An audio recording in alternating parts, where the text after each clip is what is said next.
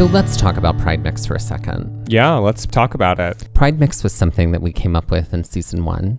Yep. We decided that for what would be our Trail Mix episodes, which happen every other week, for the month of June, we decided we were going to turn them into Pride Mix episodes. Yeah, I think we, ultimately have a gay lilt to our podcast, or a queer lilt, I should say. It's not always ever present, but it definitely is interwoven throughout our show.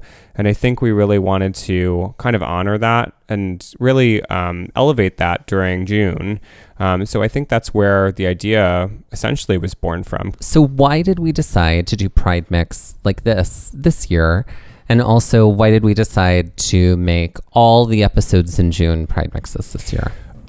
There was a lot of discussion as June kind of like barreled towards us. Obviously, there was a lot going on. Future people that listen to this podcast, the coronavirus was a thing that was happening at this time. But obviously, there were also a lot of social justice issues that had come up. BLM had really come to the forefront because of horrendous police brutality, horrendous actions against people of color, specifically Black people. So we really wanted to use Pride Mix to highlight the experiences and history of gay culture, especially as kind of like underscored and highlighted by NPS. We kind of wanted to pick up that ball and like roll with it, and also just like be able to talk a little bit more about it. The other thing is that gay history is, like most history, pretty white. When it comes to gay history, like gay men, particularly white gay men, get a lot of the play. We felt it was really important at this time to highlight people of color who played an instrumental role in gay history.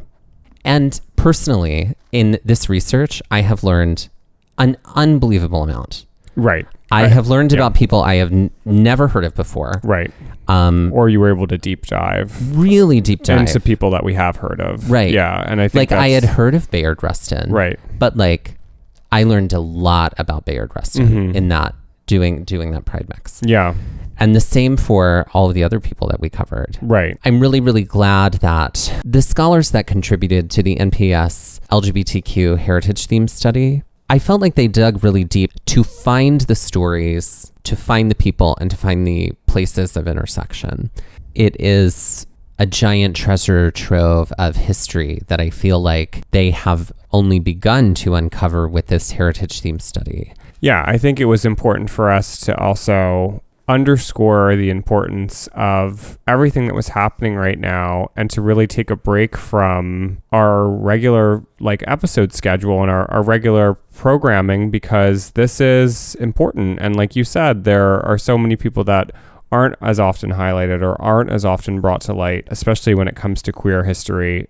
A lot of it, you do see white men typically get a lot of, unfortunately, the attention when it comes to history, like most of history in general. So I do think that this was, for the both of us, it was important to take the time to recognize what should have always been recognized, but was buried or just pushed to the side, and to really be allies in that way and advocates for stories that need to be better represented, and a community that needs all the allyship it can get at this moment in time. In these Pride Mix episodes, we always seek to give a clear sense of the person, their work, their contribution to queer history, and their intersection with the National Park Service, but they are by no means comprehensive. We absolutely encourage everyone to go out there and find out more. Please take these as an introduction to people who made a difference in America and to queer history. So, Dusty, what do you know about Marsha P. Johnson? I know that Marsha P. Johnson has kind of served as like the face of the Stonewall uprising or the Stonewall riots. She's often credited for being the person who threw the first brick, I say in quotation marks. To hear all about that, go listen to our Pride Mix on Stormy DeLaveray, all about like Stonewall and the myths that are associated with it. But I do know that she is extremely important to trans history.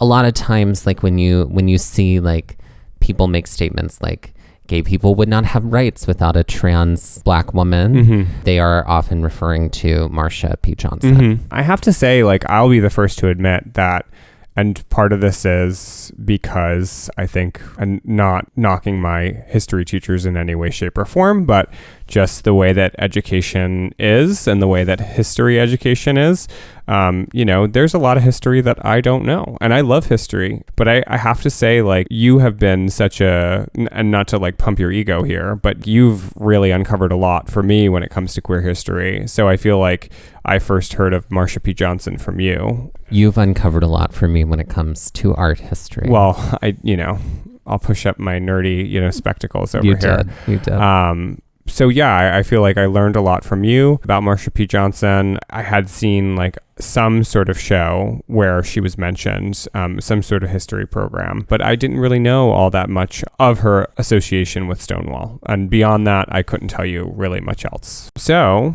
that's what we're here to do today. Marsha P. Johnson, who is identified in the MPS LGBTQ heritage study, was an activist, sex worker, a drag performer, and for nearly 3 decades, a fixture of New York City's Greenwich Village. She was a central figure in gay liberation movement that was energized by the 1969 police raid on the Stonewall Inn. The term transgender was not in wide use in her lifetime. She used female pronouns for herself, but also referred to herself as gay, as a transvestite, or simply as a queen. She was born and named Malcolm Michaels Jr. to Malcolm Michaels Sr. and Alberta Claiborne Michaels on August 24th, 1945 in Elizabeth, New Jersey, which is right down the street. From where we are right now. She was the 5th of 7 children. It was around age 5 when she started to dress like a girl. And apparently this did not jibe well with her conservative Christian father. So after graduating from Thomas Edison High School in 1963, she moved to New York's Greenwich Village. She had $15 and a bag of clothes. Homeless, she turned to sex work to survive, but soon found community in Christopher Street. So here's some context for the laws in New York at this time. In 1950, New York State had downgraded sodomy from a felony to a misdemeanor, but certainly at this time, gays were certainly persecuted and discriminated against, and it was seen as criminal to be gay in public. So here are some things that were illegal. Same-sex dancing in public was prohibited. Also, the state liquor authority banned bars from serving gay people alcoholic beverages, reasons why they had the sip-in at Julius's. People could be charged with sexual deviancy for cross-dressing, and police enforcement was often arbitrary. After arriving in New York, Marsha P. Johnson alternated between going by her given name, Malcolm, and the name Black Marsha. She soon settled on Marsha P. Johnson. Johnson from the restaurant Howard Johnson's, where she often went, and the P stood for pay it no mind, which is what Marsha would say in response to questions about her gender. This is from the New York Times. Quote from Susan Stryker, an associate professor of gender and women's studies at the University of Arizona. Marsha P. Johnson could be perceived as the most marginalized of people: Black, queer, gender nonconforming, and poor. You might expect a person in such a position to be fragile, brutalized, beaten down. Instead, Marsha had this joie de vivre, a capacity to find joy in a world of suffering. She channeled it into political action and did it with a kind of fierceness, grace, and whimsy, with a loopy, absurdist reaction to it all. End quote. We can't talk about Marsha P. Johnson without talking about her good friend and fellow activist, Sylvia Rivera, who we could also do an entire Pride Mix about. They were both present at the night of the Stonewall riots. There are many stories about what Johnson and Rivera did in the early morning hours of June 28, 1969, when the Stonewall riots erupted. Almost everyone agrees that they were there. One story has Johnson throwing the first shot glass heard around the world. Another has her throwing the first brick. Stonewall historian David Carter concluded it was extremely likely that Johnson was among the first people to resist the police. But in 1987, Johnson told historian Eric Marcus that she didn't arrive until the riots had already started. In 2001, Rivera said she was at the Stonewall Inn with a boyfriend when it was raided, but that she wasn't the first to resist. In his book, Stonewall, The Riots That Sparked the Gay Revolution, David Carter says that Her acquaintance, Robert Hyde, remembers that he just, quote, saw her in the middle of the whole thing, screaming and yelling and throwing rocks, almost like Molly Pitcher in the Revolution or something, end quote. Hyde and several others were interviewed for David Carter's book, and many of them claim that Marsha was the person who, quote, really started it on that night of the riots. However, in a 2018 essay, transgender poet and activist Chrysanthemum Tran said, the particulars of who did what doesn't matter. Stonewall was a collective uprising, and Johnson and Rivera should be acknowledged not just for their actions on those few days, quote, but for their lifelong work of organizing and activism, end quote. That being said, in 1970, Johnson and Rivera founded Street Transvestite Action Revolutionaries, or STAR, which clothed, fed, housed, and advocated for transgender youth from the tenement on the Lower East Side at 213 East 2nd Street. According to Rivera, quote, STAR was for the street gay people, the street homeless people, and anybody that needed help at that time, end quote. Johnson's goal, she declared in an interview for a 1972 book, was, quote, to see gay people liberated and free and to have equal rights that other people have in America. Gay brothers and sisters out of jail and on the streets again, end quote. STAR grew out of the Gay Liberation Front, which advocated for sexual liberation and pushed to align gay rights with other social movements. The GLF sought political action and protection for citizens based on their sexual orientation or behavior against oppressive laws and unequal ethics. A 1970s newspaper titled Come Out stated, quote, Gay Liberation Front welcomes any gay person, regardless of race, sex, age, or social behavior. Though some other gay organizations may be embarrassed by drags or transvestites, GLF believes that we should accept all of our brothers and sisters unconditionally, end quote. But as the gay rights movement grew, some wanted people like Johnson and Rivera pushed out. Some gay and lesbian activists took the tack that they were no different from their straight peers and thought that their argument was harder to make if Johnson showed up in plastic heels with fruit in her hair. Things came to a head at the Pride March in 1973 when Rivera said she was repeatedly blocked from speaking. When she finally took the microphone, she shouted, quote, if it wasn't for the drag queen, there would be no gay liberation movement. We're the frontliners, end quote. She was booed off the stage. In one interview, Marsha P. Johnson said, quote, I was no one, nobody from Nowheresville until I became a drag queen, end quote.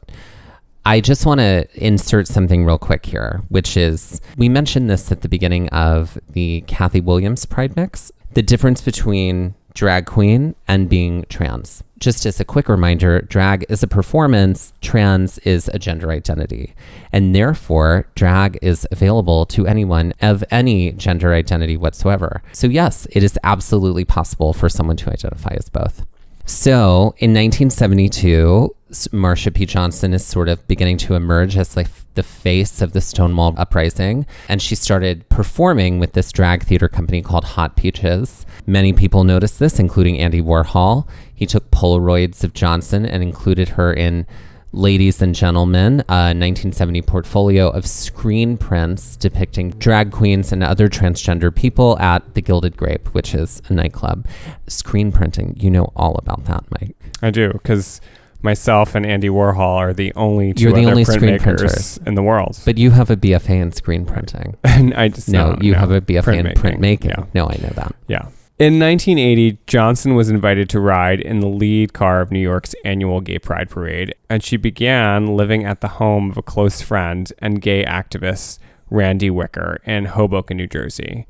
She cared for Wicker's lover, David Combs, before he died of AIDS in 1990. She was also an AIDS activist with ACT UP, the AIDS advocacy organization. She announced in an interview on June 26, 1992, that she had been HIV positive since 1990. 2 years later, on July 6, 1994, she was found drowned in the Hudson River off of the West Village Piers. The police initially declared her death as a suicide, but many people do not believe that it is a suicide. So, with enough push, they agreed to reopen the case in 2012. However, it is now 2020 and nothing has been done with the case as of yet. And she was 46 at the time of her death. We're going to end this Pride Mix with this quote from Marsha P. Johnson. As long as gay people don't have their rights all across America, there's no reason for celebration. I feel like we could put any group of people in that category. Yeah, as we record this episode on Juneteenth. We would like to encourage you to continue researching people like Marsha P. Johnson and the other people that we've mentioned here on Pride Mix. Including Bayard Rustin, Mabel Hampton, and Kathy Williams, and Stormy DeLaveray. This merely scratches the surface of all of the people and events that happen to not only shape queer history in America, but shape America for all of the people who live in America. Our sources for today's Pride Mix are the Marsha P. Johnson Institute, the New York Times, blackpast.org, and ourhistory.org. And David Crane's book, Stonewall, The Riots That Sparked the Gay Revolution.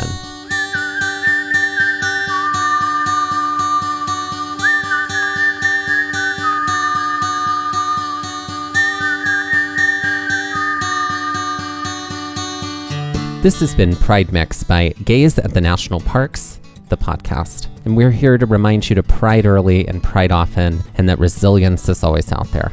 Gays at the National Parks was created and is hosted by Dustin Ballard and Michael Ryan. To see images from this episode, visit our Instagram at Gays at the National Parks. To contact us, email us at gaysatthenationalparks@gmail.com and visit our website, gaysatthenationalparks.com, and that's gays, G-A-Z-E.